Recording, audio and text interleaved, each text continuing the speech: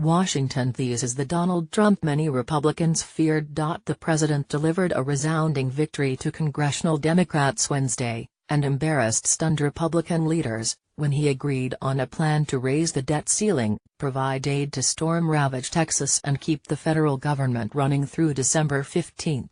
And he may have made it easier for Democrats to overturn his plan to kick Dreamers out of the country in 6 months. Just hours before Trump and top congressional Democrats agreed on the deal at a White House meeting that included Republican leaders, House Speaker Paul Ryan had called the idea of tying storm aid to the debt limit as ridiculous and disgraceful. Senate GOP leaders had made it clear they wanted a longer debt limit extension. Those hopes evaporated quickly. And after the late-morning White House meeting, Senate Majority Leader Mitch McConnell, RKY, reluctantly went along with a deal. But he carefully labeled it a solution the president and the Senate and House Democratic leadership agreed to. Republicans have long been worried that Trump, who at times was a registered Democrat, would look to cut deals with the opposition party to secure victories, which he has had trouble achieving even with a Republican-led Congress. Trump in recent weeks has been clearly and publicly frustrated with Republican leaders, notably McConnell. He was angry the Senate was unable to repeal Obamacare. His administration has made it clear it wanted quick action on the debt ceiling, which is expected to be reached later this month. Republican leaders had sought an 18-month extension, and later cut that to 6 months. The deal, though, could reverberate farther. It gives Democrats new hope for keeping Dreamers in the country. Trump Tuesday said he would end the Obama-era program for Dreamers, the 800,000 young people whose parents entered the country illegally.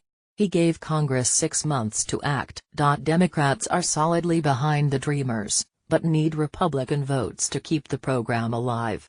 They're hoping to find support among GOP lawmakers in California, Texas and Florida. Longtime supporter Senator Dick Durbin, DL, noted that Senate Minority Leader Chuck Schumer, DNY, and House Minority Leader Nancy Pelosi, Democrat California, told Trump it was the highest priority for Democrats.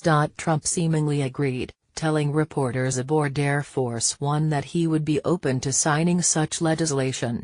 Chuck and Nancy would like to see something happen, and so do I, Trump said of deferred action for childhood arrivals, referring to the Democratic leaders by their first name. McConnell and Senator John Thune, RSD, cast the entire deal as a one-time agreement, contending that Trump was looking to inject some bipartisan bonhomie in the wake of Hurricane Harvey's destruction. His feeling was that we needed to come together, to not create a picture of divisiveness at a time of genuine national crisis, McConnell said. That was the rationale, I'm confident, for his decision. The White House insisted that the move would allow Congress and the administration to focus on other important legislative priorities.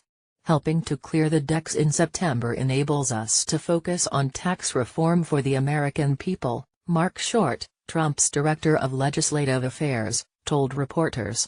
Short said he planned to meet Thursday with members of the House Freedom Caucus, a group of about 40 staunch conservatives who often resist efforts to lift the debt ceiling, and would now have to vote twice this year under Trump's plan. Whether the influential caucus led by Representative Mark Meadows, RNC, would go along remained uncertain.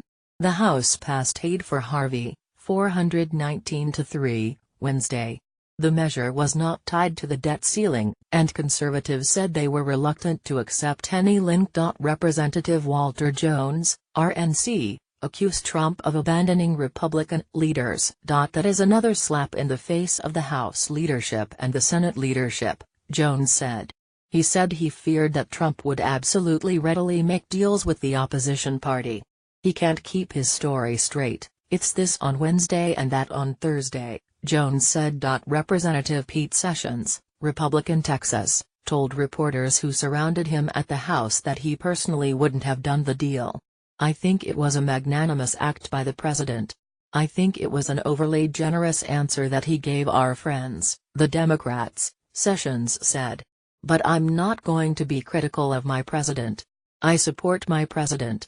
Republicans at least for now have to deal with newly resurgent Democrats, who have been virtually powerless since Trump became president and Republicans maintain their hold on Congress.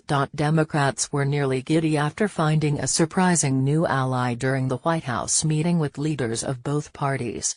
"Today was a good day in a generally very partisan town," Schumer told reporters at the Capitol.